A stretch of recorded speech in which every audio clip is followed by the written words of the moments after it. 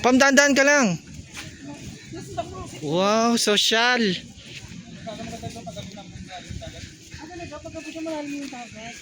Hindi, okay. Hello po.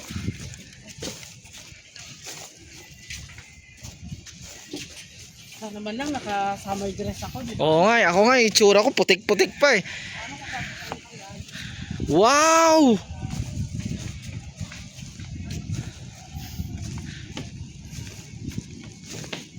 Ganda. Para ako nasa summer. Eastern summer. Wow! Wow! Ay.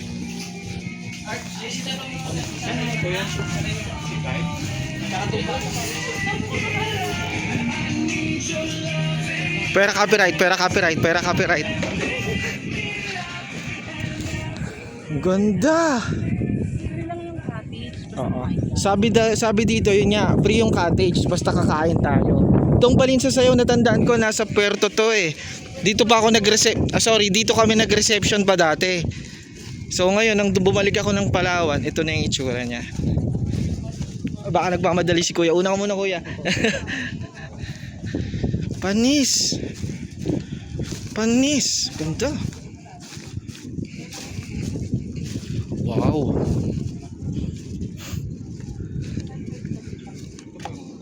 Ito lang, yung maliit lang po sabi ko. Good for two, sige. Pwede ba kami sumilip doon? Di na, no? Sige. Antay na kita dito. Sige. Din ano order mo? Kahit ano? Rice na lang tayo. Rice, oh. Sige po.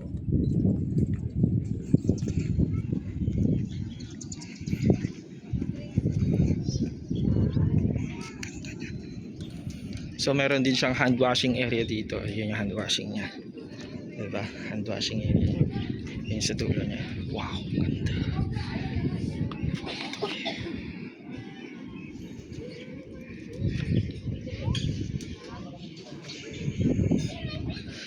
Grabe, siguro mas maganda to sa gabi. May nakainan din akong ganito. Kaso sa may Valenzuela, may nakainan din kaming ganito. Pero syempre iba yung ano doon.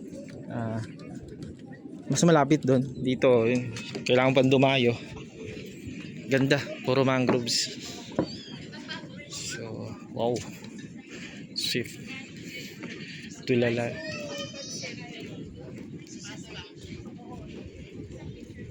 Anong pansit yun? Pansit Canton? Sparrow Maya. So shout out portion muna tayo. Shout out portion kay Tito Jongjong kasi pinahiram ako ng service kasi wala nga akong service. Shout out kay Tito Jongjong kasi pinahiram ako ng service. Tito Jongjong. Wow. Wow, yun yung order natin. Sarap yung coffee ko.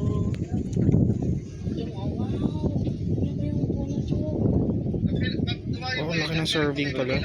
Sige po. Thank you po. Laki ng serving, thank you. Sasarap po ba kayo sa gabi?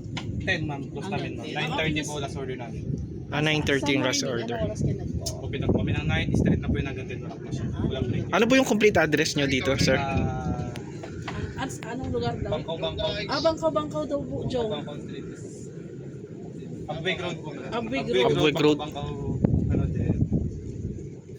Okay lang po. Basta, Okay lang po. Abweg Road. pag sakay kayo tricycle, so sabihin nyo na lang sa ano, yung Balinsayaw Seaside, katabi lang ng Princesa Garden. Okay. Balinsayaw Seaside, katabi ng Princesa. Thank you po sa serving. Thank you po. Enjoy po kayo sa complete order service.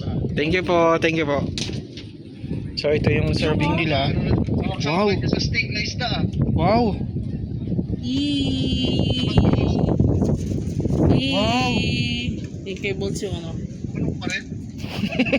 Siyempre nag-ano na ako ng fresh boy. Ayun, sarap. So tikman natin to. I-rate na rin natin mamaya.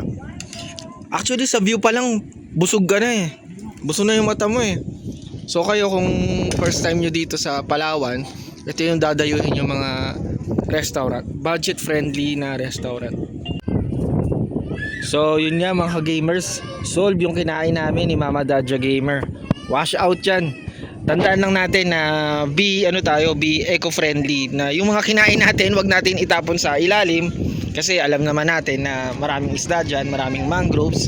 So, ayusin natin yung pinagkainan natin. Ligpit natin ng maayos. Excuse me. So yung sa amin ang rate ko sa chicken nila inasal, din yung kinain kong tuna, 10 yung highest, ang rate ko is 8 sa isda.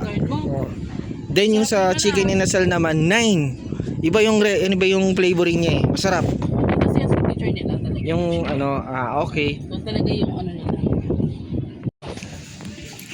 So yun nga mga ka-gamers, solid yung pagkain, masarap. Babalik pa kami dito.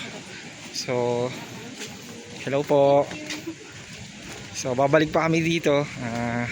Sulit yung pagkain. Sulit din yung tanawin. Hindi ka lang busog yung tiyan mo sa pagkain, sa sarap ng kinain mo.